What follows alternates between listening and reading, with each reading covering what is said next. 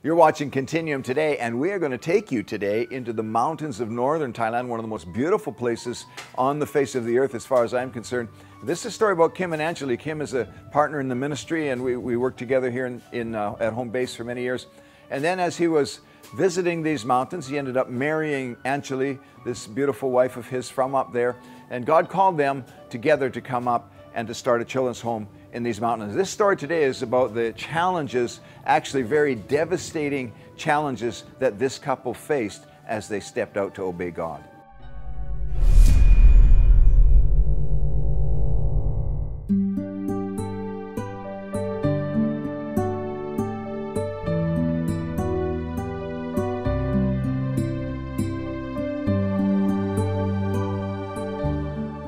Well, I used to be a photographer in a former life, as they say. I had a studio in a small town. Our studio did really well. We were a commercial studio doing advertising. You know, we would drive through the city and we'd see buses with our photos on them and billboards and in magazines and stuff, and that was pretty exciting. But just as the company's success soared to new heights, a gnawing feeling began to grow in Kim's soul. In place of fulfillment was an eye-opening realization that would drastically alter Kim's idea of what it means to be successful. So I prayed to God. I said, God, you know, this really isn't working out for me. I mean, I thought it would, but it's not really what's working out for me. If you can find a way to get me out of this partnership, I'd really like to come and do some work for you. Amazingly, the very hour Kim prayed for a release from the company, he received word from his partner that he had bought out another photography company, and there was no longer a place for Kim in the new studio. Kim took this as an answer to prayer and connected with Al Purvis about working with Victory Asia as a full-time missionary. So I showed up in Thailand August 2003, I think. My intention for working in Thailand with Continuum, I was there to start with the magazine, do a little bit of editing, design work, and photography, of course. Kim traveled with Continuum to nations all across Asia, using his talent for photography and writing. But before long, God was pushing Kim out of his comfort zone to not only take pictures, but to preach the gospel and minister to the brokenhearted. I was on a 7 weeks in Asia trip, and we were walking through the mountains very close to where we are here, actually probably like 30 kilometers from here. And as I was walking and looking at the hills, God said, if you would come here and set up a children's home in northern Thailand, everything that you need would be ready for you. You just have to be willing to do it. But I went back and I talked to my wife.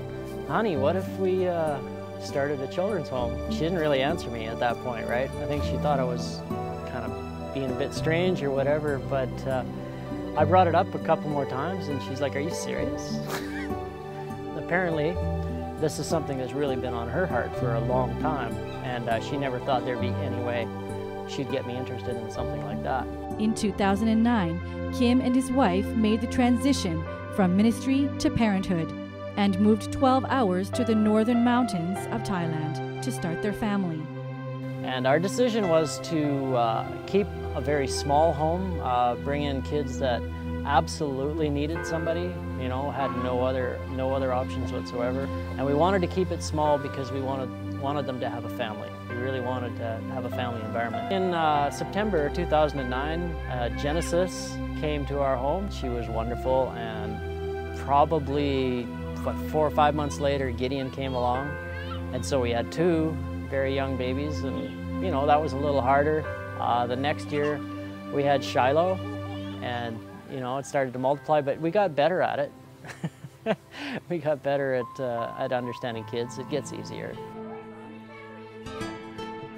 One of the biggest challenges that we've had to face here is we brought a baby to our home that we named David. It was about 1.5 years ago. He'd been abandoned and left for dead in the jungle. We said we would take him. We didn't think there was anything wrong with him. He was very dirty and very weak, but you know, we thought he was fine, but in about a month we realized he had some serious problems. And we took him to the hospital, and it turns out that he's got a hole in his heart, and he's got Down syndrome, and well, he's got some really serious breathing issues related to the heart problem. There was a point there where he was in the hospital for 7 months straight. So basically, Angeli has been in the hospital with David. She was there just about that whole 7-month period. You know, we were helping her out, come and visit her, and sometimes some people would spell her off. But really, it's been quite a lot of work. And he's probably been in the hospital much longer than he's been in our home. At home, David requires a lot of care. He's got a trachea tube so that he can breathe, and so that we can suction the fluid from his lungs. He constantly has fluid in his lungs. God is really using David to stretch us and to really teach us to depend on him on a level that we've never experienced, because it's all we have is God. You know, with this situation, the doctors, they don't give us good reports, right? They don't try to encourage us in any way. And I think, you know, if it's not for God, then, you know, what do we have? It's a really hard thing to go through,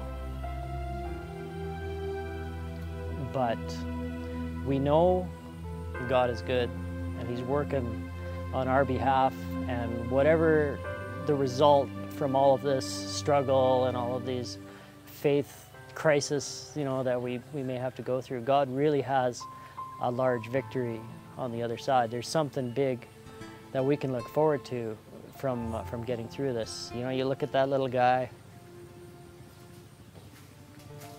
and how can you not do everything that you can do for him, you know? So you know, it's a very difficult situation, but we're very grateful for David's life and for everything that we're learning through this, and we're very grateful for what's coming up, you know, and we believe there's some really good things going to happen.